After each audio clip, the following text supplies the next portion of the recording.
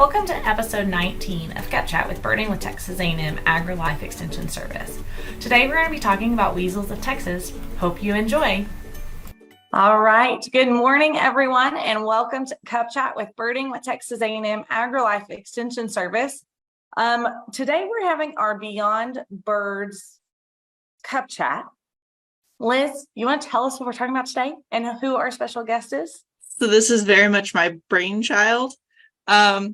We are going to talk about weasels of Texas today. And our guest this morning is Dana with Texas Parks and Wildlife Department. She is am I correct? You are the state mammalogist or one of a few state mammalogists? I am the state mammalogist. So we do have biologists throughout the regions and stuff that get to work on mammals as well, and non-game mammals and everything, but I cover the whole state.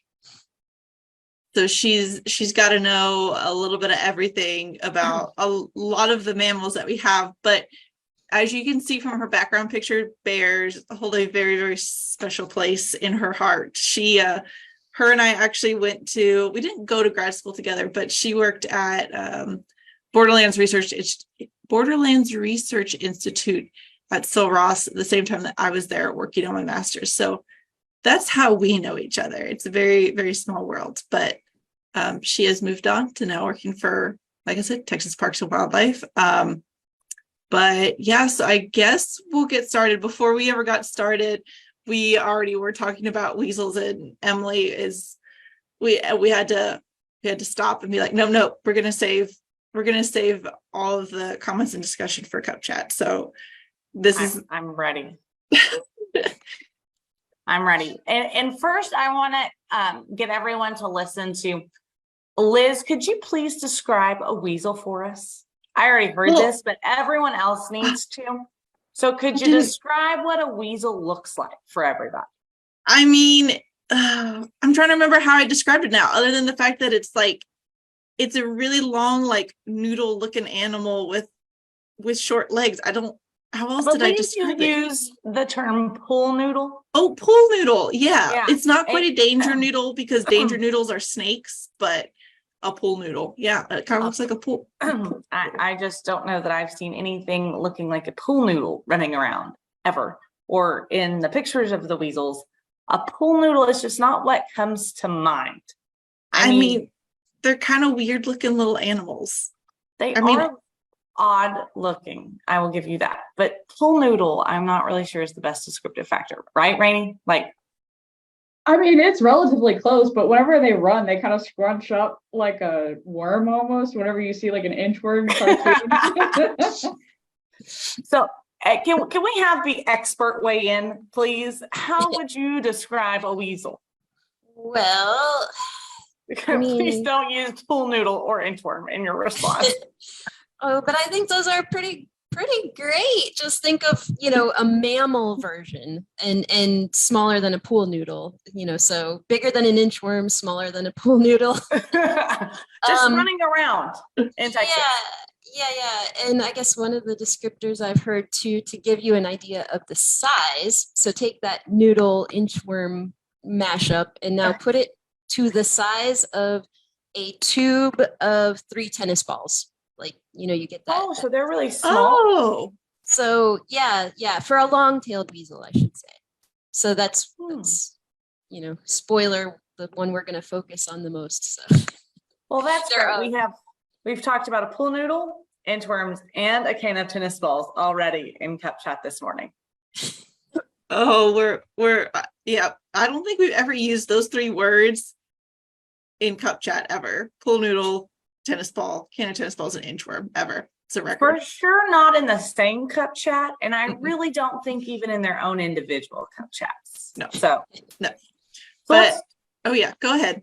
Go. But so we've described a weasel. Do they even live in Texas? I mean, I have never seen a weasel outside, or a weasel ferret. We'll have to talk about that one in a second. Outside of a pet shop at the mall. So do we have native weasel ferrets in Texas? And they're different, right? Yes. And so do you want me to share my screen? Because I do have some visuals for everyone. That way We can do that. Okay, let's see. Let's make sure. All right. Am I sharing the presentation? Yes. Cool. So, all right, there's a picture of a long-tailed weasel for everybody. We'll get a little more into the What is he descriptors. eating? He's got a rat there of some sort. A rat. I was worried he was eating a bunny. That would have hurt my heart, but we can eat all the rats he wants. Yeah, so we'll get into diet and all that in a few minutes too. So let me, come on, how do I advance it now? There we go. Okay, so I'm gonna go a little out of order what you just asked really quick, backing up just to mention weasels are in the carnivora, and they're in Mustelidae within that. So there's a lot of other animals in this group, but we're again tying this down to weasels. So yes, we do have them in Texas, and we have several in the mustelid family. River otters, badgers, American mink, they're all in this group. So mink and weasels are pretty similar though. And this is from an old post by Texas Nature Trackers here. So down at Laguna Atascosa, they saw this weasel. Lucky them, because yeah, I've never seen a pool noodle inchworm tube of tennis balls running around either. Unfortunately, I've never seen one of these animals, and I would really love to find them, but they are really hard to find, hard to see. They're sort of naturally rare. They're elusive. But we do have them in Texas, along with these other animals on the slide there. Oops, let me go to the range, because that's what we're talking about first. So yeah, like I said, they can show up kind of anywhere around the state. This map is from the Texas of Mammals, and it's old sightings where there are dots, and then the gray is showing the range where they might show up. So so Emily, you could get one showing up in Gillespie County. There's already been one seen in Gillespie County. You need to. I'm gonna go on a weasel hunt, everyone. I will be out of the office for the remainder of the day hunting weasels. Yes, do it. And if you find it, please put it on iNaturalist. I'll just call you, Dana. Well, then I'll put it on iNaturalist for you. It's a great way for us to kind of keep track of what's out there. We don't have an internal TPWD database for weasels right now.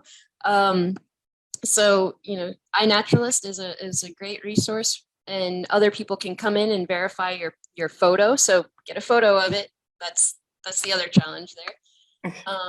So that we have proof of what you saw. You can verify it definitely was what you thought it was. That one's not even moving. Yeah. If you find a road-killed one, it's still important information. As we say, he needs a get well balloon. That's what he needs. Yeah. And I guess I'll just make a note, if anybody's concerned about privacy issues or anything like that, you can obscure the location on here and stuff like that. So, if you're on a private property, no big deal. The information is really important and helpful for us if you can tell us where they're at. So there's only been 22 observations of weasels recorded on iNaturalist. Is that what that tells me? Yeah, in Wow. Texas. This is just in Texas. Is that like ever? As long as iNaturalist has been around, and yeah, people have reported to iNaturalist. So, some of the historic sightings are probably not in here, but yeah, that's for the life of iNaturalist anyway. I feel like I definitely want to go on a weasel hunt now. I went to see one, though. Apparently, unfortunately, the best way to see one is to see one dead on the side of the road. Yeah. I mean, I think you have to be really lucky to find them for sure. But yeah, I guess going back, these people were lucky, so why not any of us? So, Maybe. okay. So I guess I'm going to kind of jump ahead. So obviously he has a rat in his mouth. So So what do weasels slash ferrets, what do they eat? So as carnivores, you know, they eat meat, and pretty much exclusively. So, but they'll eat kind of any kind of meat. So whatever they can get their little claws on, a lot of rodents and small mammals. I have read that they might take a bunny. I'm going to assume a baby bunny, probably. I'm sorry, but yeah, they're fierce little animals. Don't underestimate them. No, I've seen videos of their much, what I'm assuming larger cousins will take on like full grown, like snowshoe hares that are like 10 times their size. They're vicious. They're vicious little things. Well, and they say that badgers are like I mean, like, you know, the badger, I mean, like the honey, I just get the Facebook jokes of the reference of the honey badger just being awful. And so if you think about being highly related to the badger, that's very angry and mean. I mean, they would, you know, they're all kind of angry and ferocious little creatures. Yeah, I didn't know that they were closely related to a badger, but it makes sense. Like you said, they're very ferocious little thingies. Yeah, and I mean, I think the other aspect of it is they're so carnivorous, you know, whereas like dogs, you know, they can eat some other things. Bears, obviously, they're in the carnivora, but they'll eat other things as well. And you know, these guys really, really, really. I'm not certain if they're complete obligate carnivores, but they are pretty much obligate carnivores, meaning they don't eat anything else but meat. So, you know, they're hungry. Wow. So, okay, so we looked at their distribution map. So obviously pretty well the entire state of Texas without a little portion of the panhandle. Because they don't get along with the prairie dogs. Duh. Well, so they obviously are throughout the state. So what kind of habitat do they live in? Do we know what kind of habitat they live in? Or where if somebody wants to go find one, do we know what you could look for to go find one on your weasel hunt? Send us on our weasel hunt. That's a great question. Well, you know, the idea is they probably want to be near some sort of water source, you know, some sort of spring or creek or something. But you're also going to be potentially finding mink in those habitats as well, which would also be cool. So mink, I stole this from Alabama. Thank you, Alabama. A lot of states are really interested in trying to get more reports of both species, actually. So, you know, to go along with my spiel on posting on iNaturalist, if you're in other states, they're interested too. So, you know, that could be tough. You know, here, like you can see on this slide, woodlands, fields, fence rows, thickets, wetlands, they can really show up anywhere. Yeah, narrow it down for us a little bit, Dana. Thanks. So, but in other words, my analogy of a pool noodle is perfect because if they like to be near water, pool noodles float. So perfect. It's a perfect analogy. Well, what about if they're on the fence line? I mean, well, then they blend in because pool noodles are long and skinny and fence rows and fences are long and skinny. I'm going to fight this to my grave that they look like a pool noodle. So really concerned that you think that you're right here, but I know. It's okay. We'll let you keep going. So looking at this, so minks are a lot bigger so they're like the size of like what? Like, well, I wouldn't say like a really big pool noodle. Yeah. Right. I wouldn't say a lot bigger, maybe like a 4 to 5 ball tennis tube, if that exists. I think mink can get up to like 16 inches long or so, whereas long-tailed weasels are going to stop at around 12 inches long. So, you know, are you going to be able to tell that when you see it run across in front of you? The bigger one is to look for that coloring. So the mink are going to be more that uniform brown and a really darker brown, with maybe just a couple little white chin spots and whatever. Whereas the long-tailed weasels, usually a little bit of a lighter brown than the mink, and then they have that yellowish, whitish fur on their belly and chest. But yeah, either one would be super cool to see. So we have mink here in Texas. We do. I don't have the range map on here. It's a little more restricted, I think. But I didn't know that. I learned something. I thought we just had long-tailed weasels, but we have mink too. We have ferrets, And- apparently. Okay, so yes. Okay, so we do have ferrets here in Texas. no, Oh. extirpated. So historically, this is, I don't know when this map is from, so I can't verify. I'm not sure about these known release sites and what's happened since whenever this map was created. But in the green, you can see their historic range. So historically, ferrets were found, black-footed ferrets were found all over the plains, wherever their prairie dogs kind of was about where they were. And so, yeah, that included a fair chunk of Texas.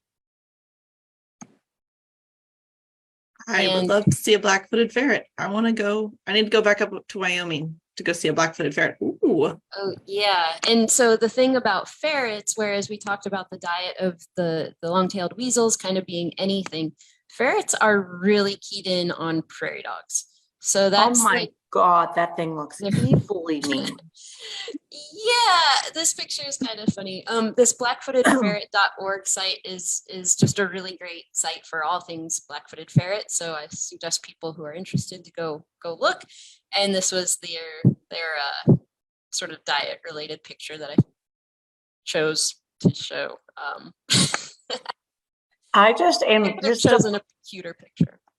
well, I mean, I think it shows how ferocious it is. And if you if you could see my screen on my computer, because I have to have I have Facebook up, I have and then I have Zoom kind of in this very funny corner of my screen. So I have the full version, and then on the Zoom screen of I just see the up close face of the prairie dog.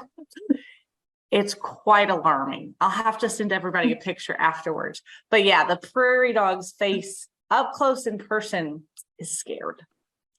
Yeah. Well, this just illustrates though that black-footed ferrets need prairie dogs. Like that's end of story, period. That is the most important thing for them. Prairie dogs. So that was what I'll And go we back to. when we thought that black-footed ferrets were like gone, like we thought they were extinct, Mhm. right, at one point. But then, I mean, Yeah. Dana, do you know the story of how the black-footed ferrets came back? I don't know the full story. But yeah, on their website, which I copied here, 1981, somebody rediscovered the ferret, and I have a vague memory of the story. It was funny, I believe, right? Do you know? Yes. So the only reason I know about black-footed ferrets is, so I did my undergrad in Wyoming. That's sort of the stronghold of black-footed ferrets currently.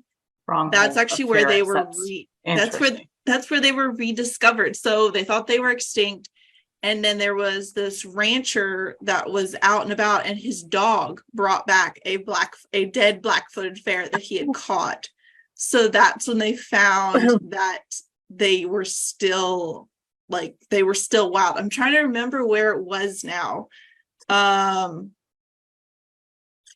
Yep, I can't remember. I want to say Poteet, but Poteet is in Texas and not in Wyoming. I'm gonna have to look it up and remember. But yeah, someone's dog brought back a black-footed ferret, and then I think there was like 13 of them, and they brought them back, and they're now breeding them and releasing them, and a success story. I mean, there's still a lot of work to be done, but there Yes. are, so that, yeah, they have a big captive facility where they raise them, and then they're releasing them at various sites. And, it's not an easy task to restore the species and recover them. Again, with them being so tied to those prairie dog colonies, first you have to have a big prairie dog colony and has to exist out there on the landscape. But then the plague, prairie dogs get sylvatic plague, which is the same thing that went through humans in the past, and it's not a good thing to get.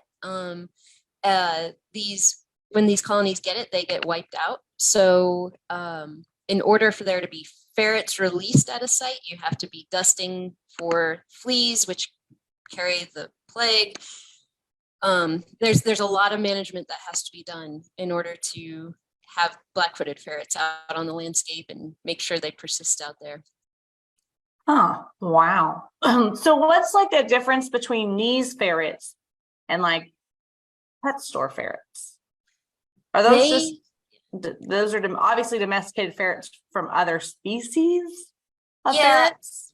Yeah, I'm not sure what kind of species the domesticated one is, but it's a different species. And yeah, been in the pet trade and all of that. They do kind of look similar to black-footed ferrets. So I've actually gotten like photos from someone that said they found one in their house in the middle of Austin. And they were really concerned that it was a black-footed ferret. And, when you looked at the picture at first, you're kind of like, okay, this is odd. But then there are a couple of markings, and I forget what exactly it is, but, the domesticated ones are a little different looking. So you might have to look closely, but yeah, if you find one in your house in the middle of Texas, there's no way. These guys are just so rare and so controlled, and U.S. Fish and Wildlife is on it, so they know. They're not going to migrate. They're not going to migrate all the way from Wyoming, and I think what was the next closest state? Was it not Nevada? Was it Utah? There are some released in Colorado and also in New Mexico, although I'm not sure if that population has stuck around or not. But so they are out there, but yeah, they're not going to be migrating into Texas right now. But you could see a long-tailed weasel or mink. Yes, yeah, absolutely. Okay. So are those, let's go back and clarify. Long-tailed weasels are the only species of weasel we have in Texas? Yes, of weasel. So mink are in a different, genus. Taxonomy is hard. But they look like a pool noodle. The other pool noodle that we have in Texas. Yes, yeah, there you go. I'm not sure I'd go with that one, but okay. That's a good picture of that ferret, or that weasel. Sorry, ferret weasel, just getting confused. It's a good picture. He's almost posing. I hate to say he's almost posing like a show sheep, everybody, but I won't go down my stock show mentality. No, please do, so then I can start making fun of you, because you're just not going to let me live down the pool noodle. No. So show sheep, pool noodle, inchworm, tennis ball tube. Dana, you had no idea what you were getting into when you agreed to come on. You had no idea. No, this has been fun. Well, I mean, Rainey, I'm sorry. I think we've asked a lot of the questions. Do you have any questions that you want to ask Dana? I'm sorry. I think we ran through a lot of them. So if you don't have any, that's okay. You can make fun of Liz and her pool noodles. The pool noodle with legs. But I think pool noodle, our minds went to pool noodle, and instead of a section of pool noodle. But no, I mean, I think it's interesting, and at least to see those, the known points, and being able to think, okay, well, I know that area, it makes sense, but I'm never going to see it because of all the, wild habitat that's out there. And it really contrasts with that, what you said about them needing the one species needing the prairie dog habitat, and that's all the way up here, and it's a whole lot different than the rest of the state. Yeah. So I guess, oh gosh, I had another question and I completely lost what it was. I'll think about it after we end it. I'll be like, oh yeah, I remember what I wanted to ask Dana. I lost it. Well, before you, I'll sure will remember really quick. I'm going to, Dana, I'm going to kick your screen off so everyone can see us. I don't know how to do that. Oh, there we go. There we go. Now everybody can see everybody. So Rainey, go back and tell us just a little bit. We have Learn to Bird coming up. So Rainey, you want to tell us a little bit about details for Learn to Bird? Remind everybody of the dates and when that's going to happen.